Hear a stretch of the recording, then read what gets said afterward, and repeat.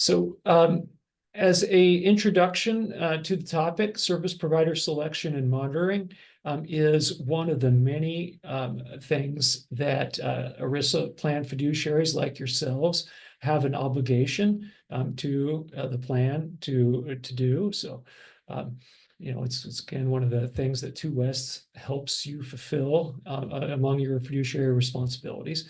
But in terms of what are your best practices, what are the requirements, how should it be documented? That's why we have ERISA attorney Bonnie Treichel on today's call, is to provide those insights and best practices.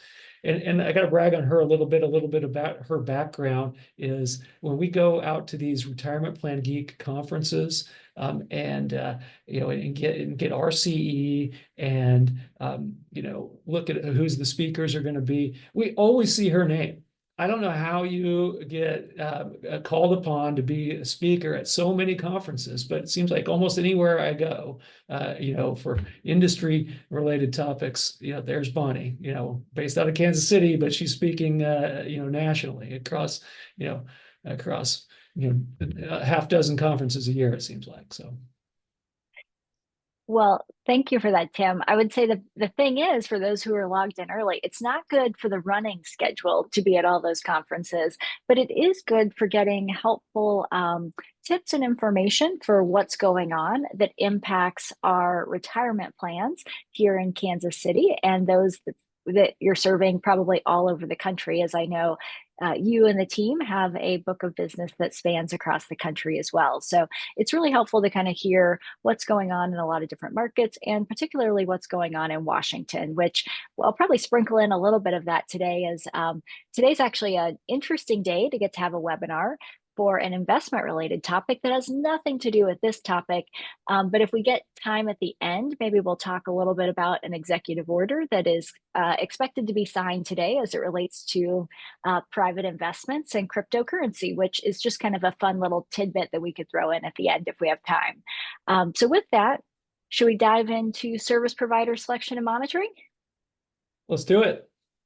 Awesome. And the one thing I would encourage, again, for those of you who've tuned in before, we're always encouraging you to put your questions out there, comments out there, and we'll take those as we go using that Q&A panel or chat function. We'll take them as we go or at the end as well, but we really do want this to be more interactive and certainly get your credit for attending, make sure that you have your questions answered, more of the practical side of things as well. So as Tim mentioned, my name is Bonnie Treichel. I'm an ERISA attorney based here in Kansas City, and excited today to talk to you a little bit more about your fiduciary obligations as it relates to service providers. So we'll talk a little bit about what your core duties are as it relates to service providers.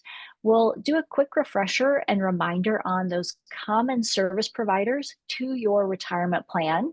And then we'll talk about some of these things that are not so clear cut, so to speak.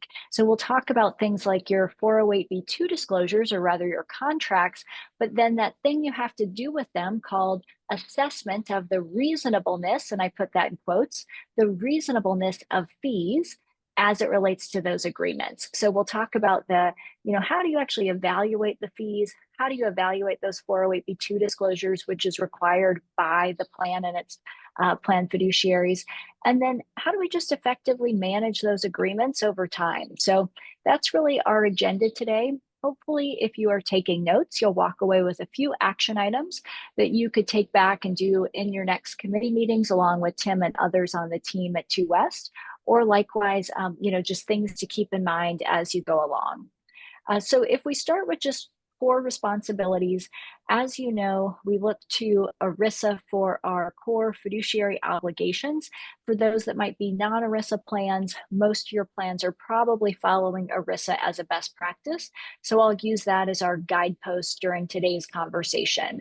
When we think about what are the core duties under ERISA, as it relates to service providers, the core responsibility is this obligation to pay only reasonable fees. That is a core obligation. So when we're thinking about plan assets, so this is the participant's money, ERISA says that you have to be prudent when determining what service providers to select to service the plan, and then How do you actually pay them? Well, you have to pay them in a way that is reasonable in light of the services that are being provided. So you're like, well, wait, what does that all mean? And how does this actually apply in real life? A couple of core principles that we'll talk about today. One of which is that it is really all about the process and the documentation. It is not necessarily about the outcome. And what do I mean by that? Well, it's not about the fact that you maybe choose the lowest cost record keeper, but instead it's about sitting down with Tim, for example, and saying, hey, our plan actually needs all of these things because we have, participants that require some multiple languages from the education providers. Maybe we have some really particular issues related to payroll integration that we need to accomplish. And here's all of our needs.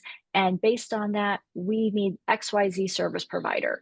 As long as you're going through that exercise, documenting that process, it's okay to pay a higher fee because, again, it's about the process and the documentation of the exercise. It's not just about some outcome at the end of the road. So we'll talk more about how you do that and why and what, but really it's about the process, the prudence, and the reasonableness of the fee when selecting service providers. Tim, anything I missed there? No, that was great.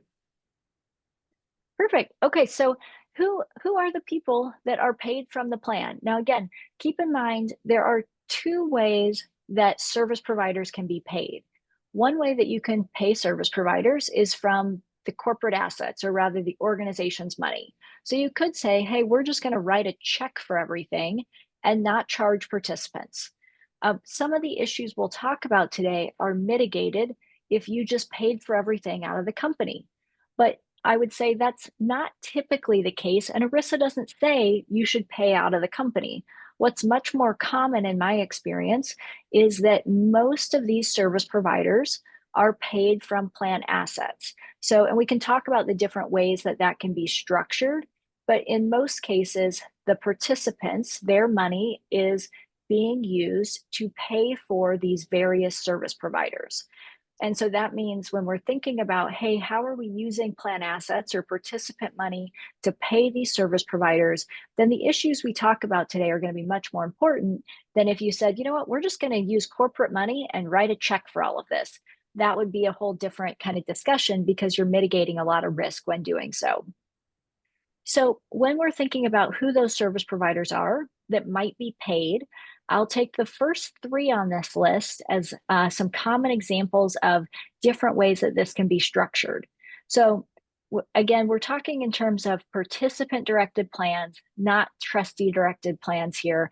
But for participant-directed plans, you always have to have a record keeper. And the record keeper I describe as it's like your Excel function. This is the service provider that tracks the assets and who has what amounts of money. So how much does Tim have and how much does Tim have that came from the employer versus Tim's own money? What about how much does Bonnie have? It's that function that the record keeper is responsible for.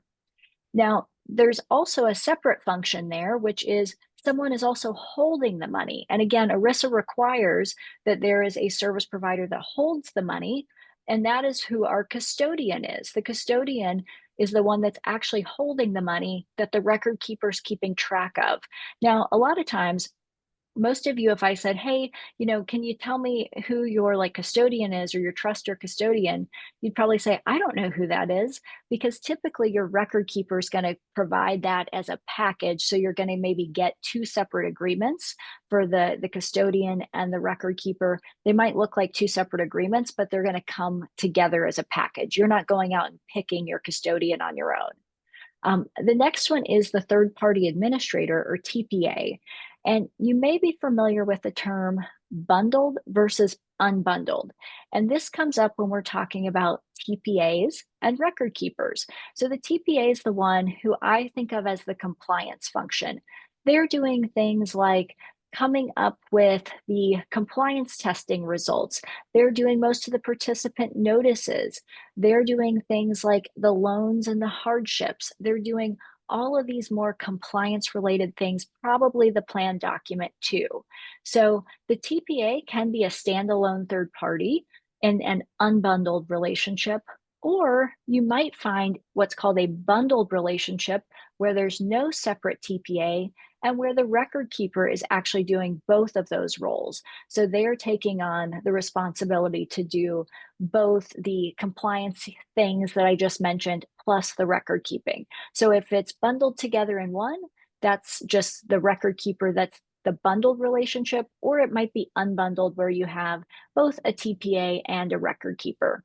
Tim, do you see any kind of commonalities of when, like, sometimes we are seeing more TPAs in some markets or instances than others versus when some choose like kind of pros and cons of going bundled versus unbundled or why not?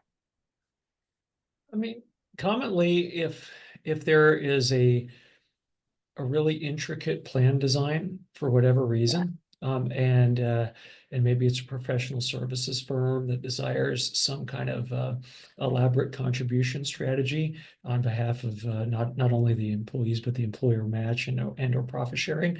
That warrants the specialization and extra care that a local third party administrator can provide and sit down with the client and hash out. But when we're talking about larger organizations that, have a match and they've stuck with it for a number of years, and it's just about executing over and over and over again, a lot of times that's the bundled approach. Was that your question, Bonnie? Yeah, I was going to say, I always get the question of like, well, should I use a TPA or not? And I think it always depends, but I'm always interested in the perspective. And I agree with you. When there's something more intricate, more complicated, some of the like combo plan designs, those seem to be instances where it makes a ton of sense to have a TPA. Mhm. Agreed. The other thing I was wondering too, I think it might be helpful for the group to talk a bit about is, and we'll get to this a little bit more later when we talk about fiduciary status versus not, and I'll talk about this a bit with the investment advisor or investment management role. But there's another concept that you might have heard, which is 316. And so you might have heard this idea of, hey, someone has taken on the role of 316. And you're probably thinking, hey, that's just a bunch of numbers. Like, what does that mean? So 316 refers to Section 3 of ERISA and the 16th definition, which is for plan administrator. So oftentimes what you can see is a third-party administrator or TPA, or occasionally a record keeper will have maybe their core services and potentially an additional set of services that they're going to take on some of their role as a fiduciary for you. So you're able to shift some of your responsibilities as a plan sponsor to this other service provider. Now, that's commonly referred to as 316. What I would say about that, as well as all of the things we'll talk about today, is just check out your contracts, because your contracts, we can speak in generalizations, but generalizations only go so far. The detail is really in the contracts as to if someone takes it on, let's say you have a TPA that takes on services as a 316 or as a fiduciary as to these additional services like loans or hardships, then you just want to understand, are they taking this fiduciary role on for everything, select services, etc. So again, that's just something to be on the lookout for, is understanding in the contract what you have shifted to someone else to take on as a fiduciary versus what you are keeping for yourself. And that probably gets us to who you are shifting investment related fiduciary obligations to, which is when we talk about the investment advisor or the investment manager. So this is where you probably are either in a co-fiduciary capacity or where you've shifted your fiduciary obligations to someone else like Tim and the team, to say, hey, you do the investments for me. You might have done so with your investment advisor or investment manager. Tim, anything we want to add there as it relates to the role of investment advisor or investment manager? Yeah, I mean, speaking for all the clients on the call here, I'd say 90 to 95% of the clients I serve, probably closer to 95, have hired us as the investment manager, what we call 338, to throw another code section in there. But so that means you delegated all responsibility for selection and monitoring of your investment lineup to Two West, and now your role is to monitor Two West. And then for those employers who have not chosen to delegate that responsibility, well, we share it. We share it with the employer, and usually that's because there's an owner who's making that decision. It's not a committee on behalf of a corporation. It's an owner who's willing to, let the buck stop with them, so to speak. Yeah, that's a great description, and I love how we threw in another code section there, but that's exactly right. It's that 338, and I think, Tim, the key thing you hit on there is for those who are hiring Two West and saying, hey, I'm giving you my investment-related duties, you go and do it, you take discretion over it. The key thing that you hit on is, remember, you still have a duty to monitor Two West, and that can be back to the process and documentation piece that we talked about. That's as simple as, making sure once a year you're putting in your file that, hey, you got your annual disclosures from Two West and you've reviewed their contract, and you just reaffirm that in the file and continue to make sure that Tim's got the requisite authority and the requisite credentials to be able to perform this service. And that's the type of documentation that we're talking about for 338 oversight. So there's some other service providers that can come up. Some are optional, some are not. Having outside ERISA counsel can be paid from plan assets, but I would say that can get a little bit tricky in the sense that you can only pay your outside legal counsel, again, if it's for like routine, necessary for the operation of the plan type of work. Anytime you start doing corrections, you cannot pay out of plan assets. So that's a big thing for the attorney as well as any service provider. If it is something to correct the plan, that cannot be paid out of plan assets. And so that can get a little confusing with the attorney side of things. The next one is your auditor. So for those of you at that 100 participant mark and more, then you're dealing with an auditor. For those of you below, then you don't have to deal with having an auditor. And then the last one that I do include, although I'll say, might be relevant, might not be, is some folks will use some sort of outside educational provider or wellness provider. I don't think that's super common, but that again is something that can be paid out of plan assets. So those are some of the most common service providers to the plan. So then the question is, what do you do now that you've thought about who the different service providers are? Well, we would encourage you, think about or take inventory of who are your service providers to the plan. And based on that, identify, are these service providers being paid out of plan assets? If any of your service providers are paid $1,000 or more in a year out of plan assets, or are anticipated to earn $1,000 or more within a year, then you need to be mindful of the 408(b)(2) regulations, which, again, some more numbers for you. But think back to 2012 when these regulations came out. And there's two types of disclosures that were effective in 2012, and sometimes these get confused. One set of disclosures is participant disclosures. So those are our 404A5 disclosures. And those are disclosures that go from you as the plan sponsor and they go to the participant. Now, typically you're probably using your record keeper to actually produce those disclosures, right? But technically it goes from you as the plan sponsor to the participant. But the other side of that is these 408(b)(2) disclosures I'm discussing, which go from any service provider paid $1,000 or more from plan assets. And if they go from that service provider to you as the plan sponsor. And you have to receive a 408(b)(2) disclosure, both initially at the time of engagement, as well as anytime there's a change to services, fees, or fiduciary status. So one of the common things that I get is, well, wait, doesn't that have to be sent out once a year?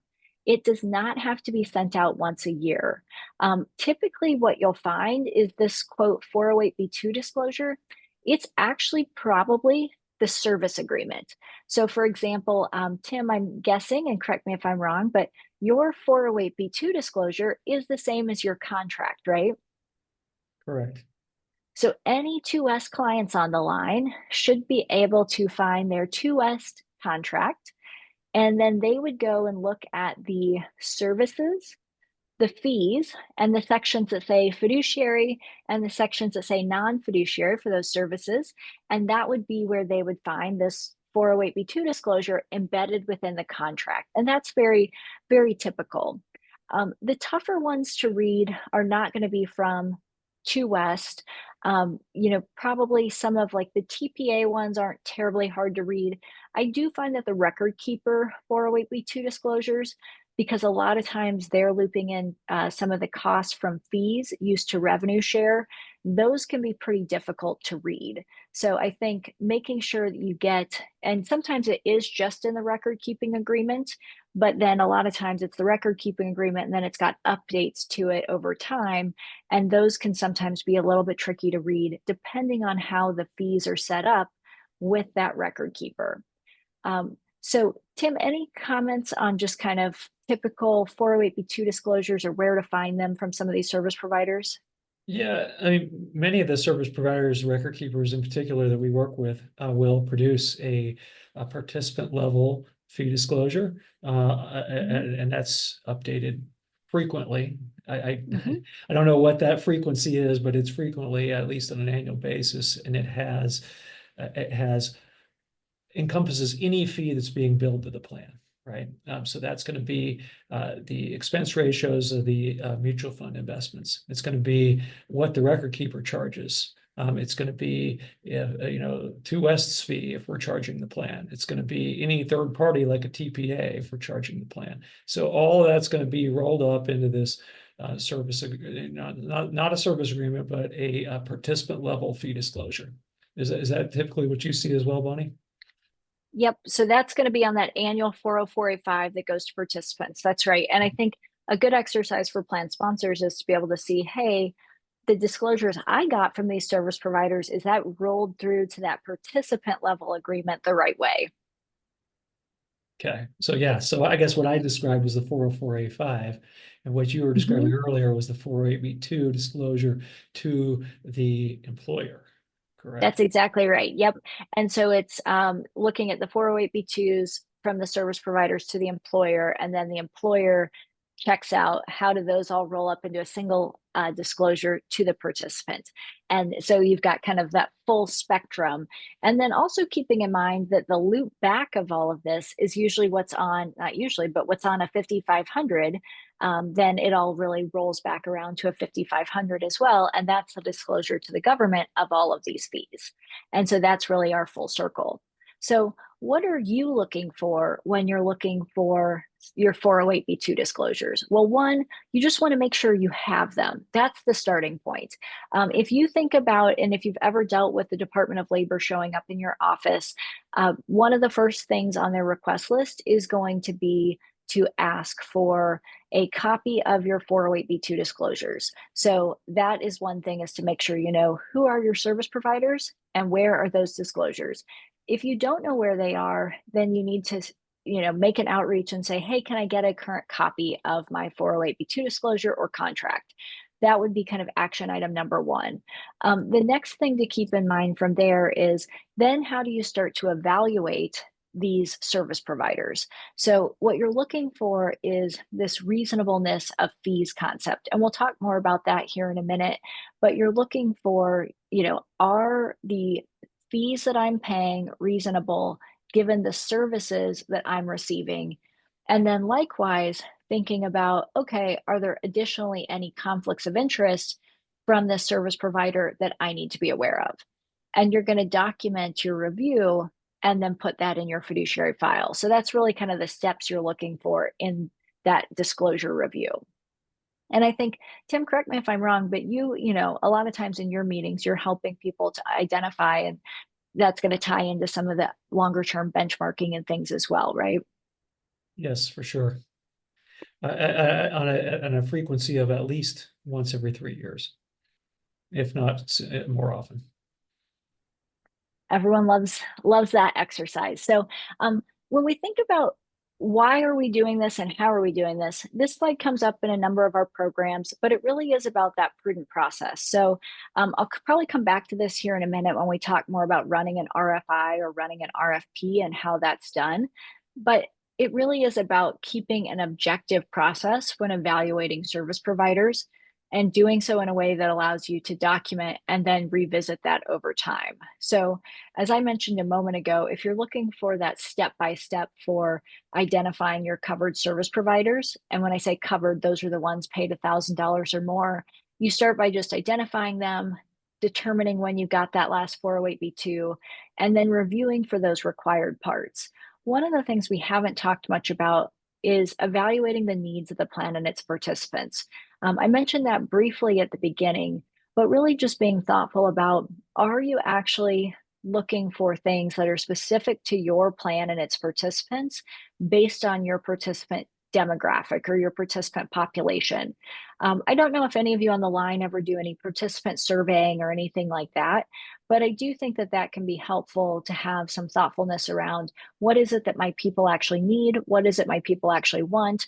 Documenting some of that so that then when you are doing these reviews, you're coming back to alignment with the needs of the plan and its participants. So that's one thing to keep in mind too from a documentation standpoint. Anything else, Tim, that we want to hit on just evaluation of those 408B2s? I can't think of anything at the moment. Cool. I think so. The next thing, we're going to move on a little bit now that we've given you that set of action items to talking a little bit about one of the key service providers you have in your ecosystem, which is the record keeper. And this doesn't just apply to record keepers, but I think starting with the idea of when we think about record keepers, what is our process for hiring record keepers? How do we find them? And then what's the periodic nature with which we need to go back out to RFI or RFP? And Tim, you hit on this a moment ago with some benchmarking commentary. But one of the questions I get most frequently starts with this: hey, after I've selected a record keeper, or really any service provider, how frequently do I need to go back out for RFI or RFP? Um, Here's the great thing: ERISA, as I've mentioned in some of these other presentations, it does not specify a certain number of years, days, months that you have to go back out to RFI or RFP. And when I'm saying that, it's request for proposal is RFP, request for information, RFI. RFI, you hear different terms thrown around. RFI is really like a short form version or a skinnier version of a full RFP when you're doing these service provider searches. So from my perspective, the real benefit is that it really depends on the nature of your plan, how frequently you need to go do a full RFP. So let's maybe take a couple of examples. If you have a record keeper that you select when you start your plan, and it is a rapidly, like this plan is just growing rapidly. I've seen a couple of plans more like San Francisco based tech companies, and they'll grow, up to 100 million within a couple of years. That type of plan is a plan that should probably go out to RFP much more frequently for a new record keeper. At a minimum, they need to be going back to that new record keeper for different pricing and probably a different pricing structure, right? Because what we want to do is make sure they're getting the right thing based on their participant population. And a $100 million plan looks much different than a new $5 million plan. So rapid growth, or it could be a rapid decline in a plan. Either way, those rapid changes are one reason you might want to go back out to RFP. Contrast that with, some plans, they're very consistent in their benchmarking, as Tim was mentioning. They don't have a lot of change in their population. And so if they're very consistent, you probably don't really need to do an RFI or RFP that frequently, so long as you are continuing to evaluate that the service needs are being met, and so long as you are able to continue to see that all the needs of the plan are being met. One other example I'll give, and Tim, certainly welcome any examples you have here, but Let's say that you have maybe about two examples. One would be you have a service provider that suddenly has a cybersecurity breach, and might not be particular to your plan, but it's a big, well-known cybersecurity breach. That's probably going to be a reason you at least need to do some sort of either additional due diligence, or you may need to do some sort of RFI. Again, maybe you don't, but there's probably got to be some sort of additional depending on the circumstances. Those types of things where it's, hey, they told us they could do X, they represented Y in their prior proposal to us, and now 2 years later they can't do that, or they had this breach, that sort of thing. Those are going to be reasons you probably have to take people back out to bid. And then finally, M&A is another reason. If you have two record keepers that consolidate into one, you may need to do, if your record keeper changes because of that consolidation, that's a reason to sometimes go back out to bid, or at least show that you've done due diligence on that record keeper where you consolidated. Tim, any examples that I missed where you feel like, hey, that's a good reason that you typically would take someone back out to bid? Yeah, I mean, you hit on a lot of them. You mean more frequently than the 3 years? Yeah. I mean, and you mentioned there's no real obligation to do 3 years. 3 years is just the cadence that we've arrived on as a reasonable time frame to reevaluate, because a lot of times there's market growth or appreciation over that time, or there's a change in business structure that you mentioned or whatnot, right? But one of the things I did have a question for you on that was kind of parallel to this is, let's say that we did an RFI, and I guess in my landscape, that would be going out and get some comparative bids from Yep. some industry competitors. Yep. And so we comparison shopped, but we didn't actually go to proposal. We didn't actually interview anybody. But let's say that we found that our pricing is off. What would be the range of reasonableness that our pricing, if it's off on the low side, great, we'll move on. But if it's off on the high side with our current provider, but we're not really eager to move, what would be the range of reasonableness? And is there such? Has it been litigated? Yeah, well, great question. Has it been litigated? That gets us like into a whole nother realm. So, one thing that I'll say is it depends, which is not super useful, right? But has it been litigated into, so I'm going to use like basis points, right, as an example. Is it that if you are 1 basis point off or 2 basis points off what a fee benchmarking report says is reasonable? We're fine. Yeah, Yes. it's like, is But it 5 basis points? Is that the threshold for, well, you're 5 basis points above? And that's It's going to depend on if it's a $5 million plan, 5 basis points isn't that much, but on a $100 million plan, 5 basis points is a great deal. So yeah, is there any kind of percentage threshold that you would say is, hey, we ought to take a closer look at this as a committee? For me, it's not a percentage threshold, because if you're really trying to stay, it's about basically finding ways to document the file to demonstrate that, yes, it is a higher fee, but because of these reasons, it's actually in the best interest of the participants for us to stay. So yes, it's a higher fee, but this participant this vendor gives us these things that our participants need. Also, one of the things that's interesting is being able to document, hey, the perceived cost of transition would actually cost the plan X, Y, and Z. And it would be these hardships to participants to do it, right? The blackout period, the transition, potential market volatility during a blackout period for transition. Those are all reasons why it might not make sense to transition right now. So maybe that's why you'd say, hey, we're going to wait and do this exercise again in a year and see where it falls in a year. And I think those are all reasons to say this doesn't make sense to switch. Great. That's great answers. So I think to sum it up, it's not a cost thing. There's no magic threshold. It's about process and documentation. And as long as there's process and documentation, Usually those, if anybody's ever questioned after the fact, those people who have followed a process and well documented their decisions stand well in court or otherwise.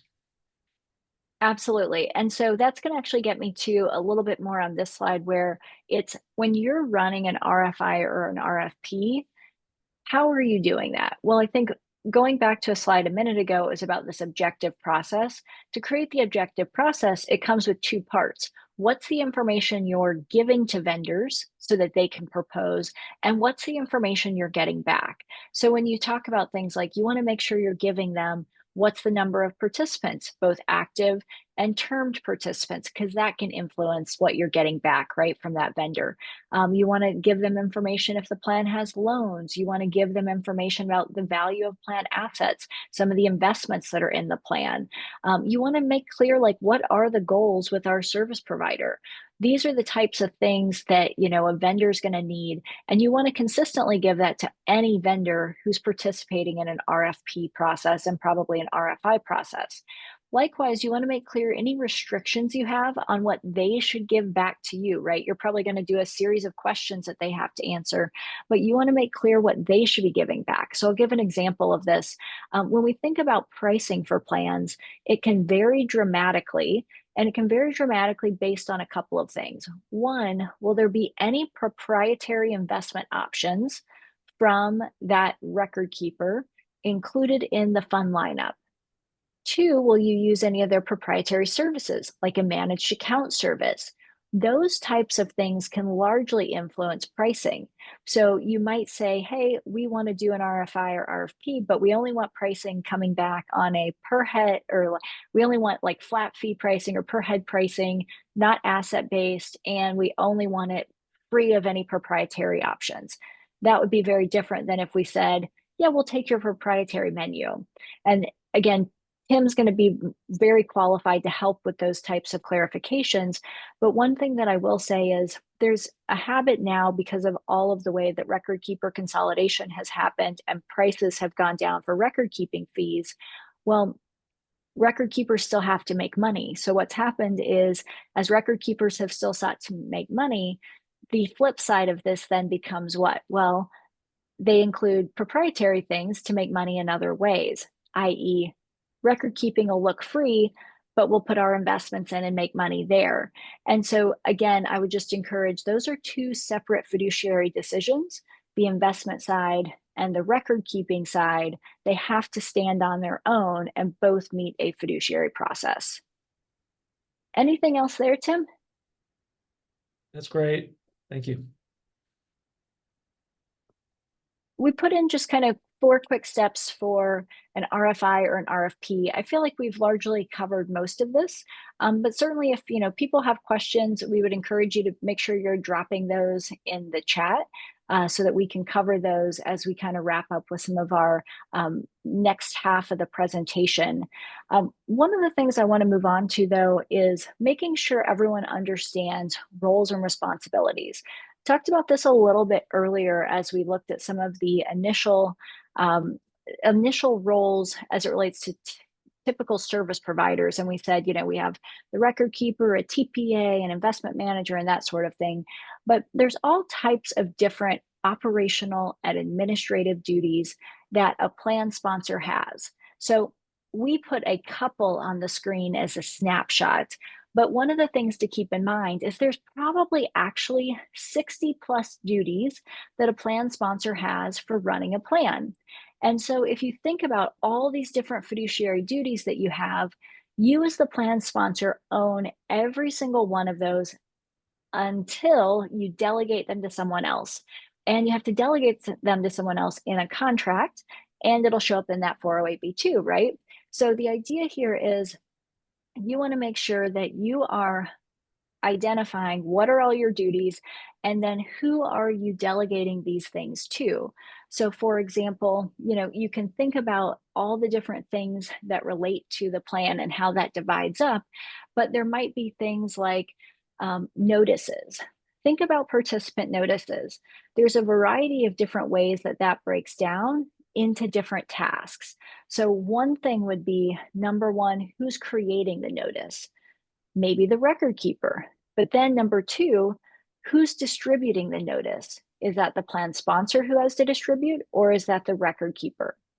And then number three, you have yet another component, which is, okay, once you send out those notices, who's responsible for any of those bad addresses or email addresses that are returned?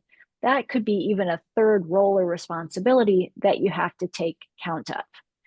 Another one that comes up, and this is where I like to bring in the role of the payroll provider a little bit too, is thinking about things like contributions and contribution limits monitoring. So, you have your plan document. Your plan document might come from your record keeper or a TPA, potentially an ERISA attorney, but for the most part, I'm guessing most of you are on a record keeper drafted document or provider drafted document. So you get your, hey, this is what my plan document says and my contributions say in there. But then someone has to help with figuring out, okay, what information am I doing to calculate these contribution amounts? Is a payroll provider doing that? Or is the plan sponsor doing that? Maybe it's the payroll provider, but you want to know who's doing that. And then who's responsible for making sure all that data adequately gets over to the record keeper. Do you have 360 payroll integration set up, or is there some other payroll process that you have to follow to ensure that from your plan document to the calculation to the actual remittance, everything flows in that process and we understand our roles and responsibilities? So no set action item that I would say from these couple of slides, other than to help spark some thoughts around understanding who your service providers are and really taking a look at what are the line items of services in those agreements so that you know who's responsible for what and where are gaps that are missing. Because at the end of the day, it comes back to you as the plan sponsor for anything that you haven't otherwise delegated. That really wraps us into kind of that last part, which is managing these service provider agreements. As you start to sign service provider contracts, more recently, I would say, but always has been the case, there's some issues that are coming up more now than ever. A few of those issues include things like privacy, cybersecurity, and different data considerations. So one of the things to keep in mind, and I'll talk about it maybe here a little bit more in a moment, is just this idea of cybersecurity.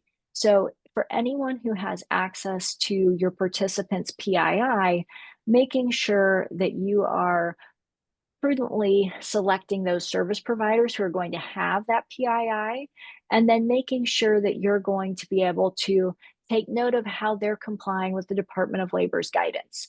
You probably are going to want to see that in your contracts, particularly as it relates to your record keeper and or payroll provider. So again, that's just really being mindful of those cybersecurity provisions. The same applies with privacy. Another one is related to who owns the participants' data. You might want to take note of, again, in some of your record keeper contracts, who owns that participant data that you're giving them and what can they use it for? Can they use it to sell other services such as wealth management services, such as IRA rollovers?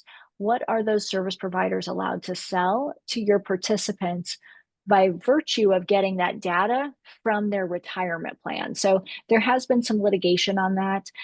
So we could talk more about that if anyone has questions, but it's really understanding, okay, if you give them this data and they're supposed to perform this one service under the record keeping contract, how can they use that data in other ways? And do they really have authority to do so? And then that last one is just service level guarantees. Errors happen, and errors happen particularly given issues like since Secure One and CARES and Secure Two, issues just come up. Things are input into the computer wrong. Things are processed improperly. When errors come up, who's going to be responsible for those errors? Who's going to be responsible for the lost earnings if there have to be corrections or any excise taxes? So that's where, particularly between like the record keeper and you as the plan sponsor or the plan, what's in that contract that says, hey, there's a service level guarantee, you guaranteed to do X and you didn't do that, so now you have to make good on it. You can get a lot of those upfront in a service level guarantee in your contract with the record keeper. Tim, anything else that jumps out based on what you're seeing? I don't think so. Awesome.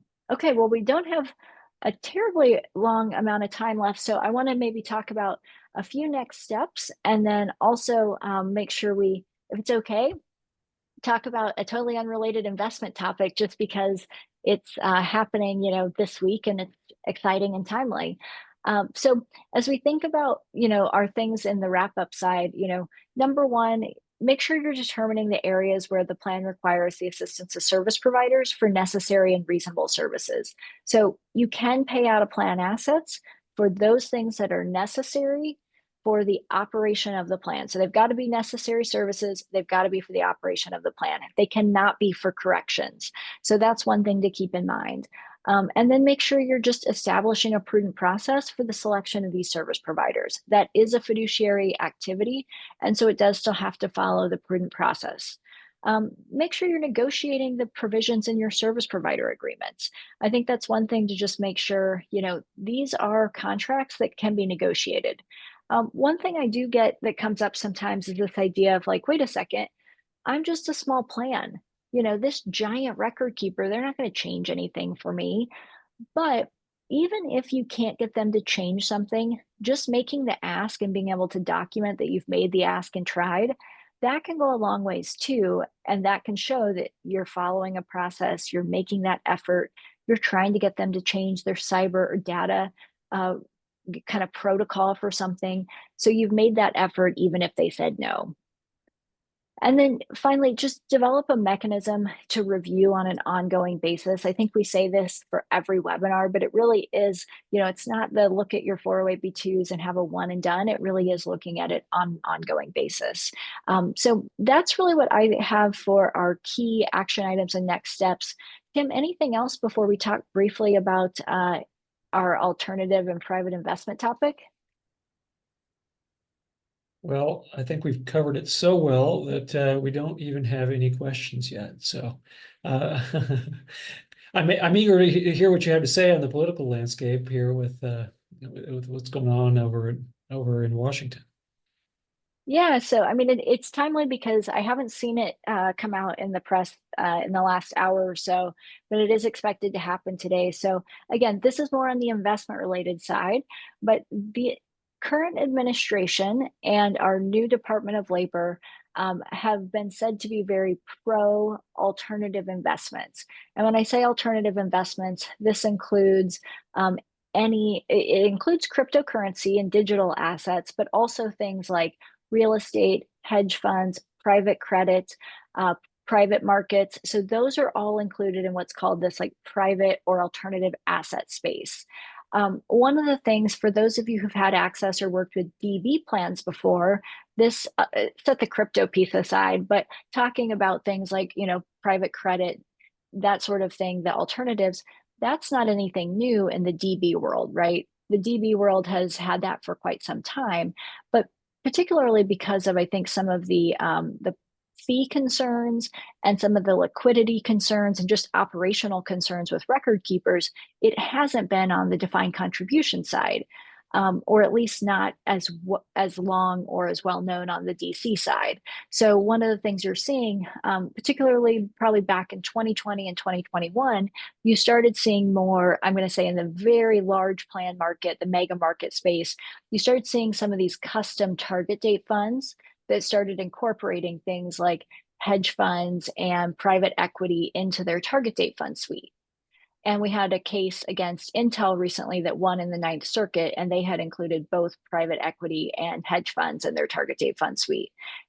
So one of the things that this, going back to kind of what's current today and why this is a big deal, is that it is expected that the White House will have an executive order today, which will encourage the Department of Labor to issue some sort of guidance promoting alternatives and digital assets in retirement plans.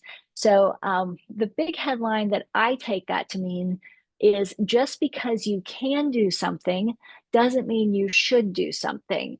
So historically, crypto has had a bit of a target on its back don't have it in plans. Now this might be the, hey, we're moving away from that and saying you can have it in plans.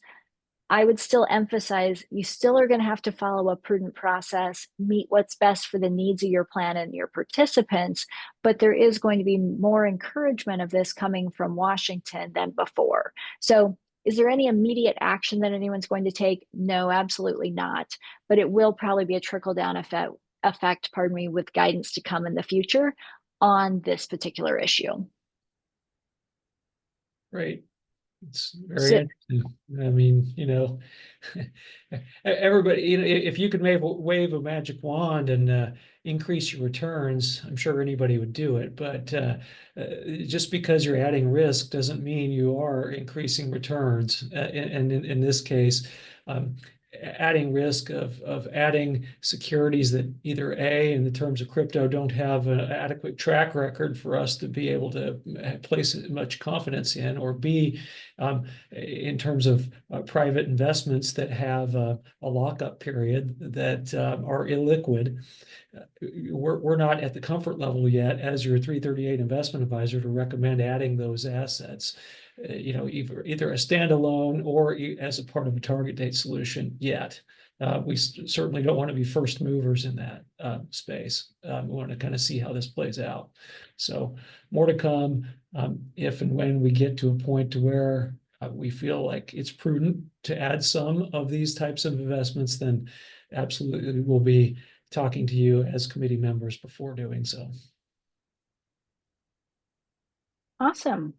Well, Tim, that's all we had prepared for today. We'll certainly take any questions that anyone has, but I appreciate you joining and chiming in with some additional thoughts for everyone listening.